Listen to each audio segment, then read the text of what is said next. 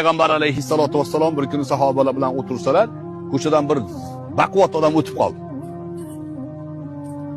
Odamlar aytdiki, "Ya Rasululloh, bu odamni qarang baquvvatligini, shu jangda Alloh yo'lida jihodda qatnashsa, fi sabililloh urushsa, savobi ulug' bo'ladimi?" dedi. "Odam nima qilyapti?" dedi. "Odam bu oila tashvish bilan yuribdi" dedi. "Ha, bu ham Alloh yo'lida-ku" dedi.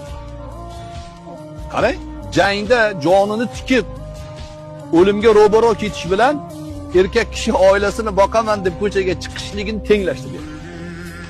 Shuning uchun ayollar erlarning qadriga yetinglar. Ular jangga chiqqan odam. Erkak kishi ko'chada ming xil tashvish, ming xil odam bilan gaplashadi. Boshida ming xil fikr o'y bo'ladi, uyga kelganda yana ming'irlaydigan xotinga duch kelmasin.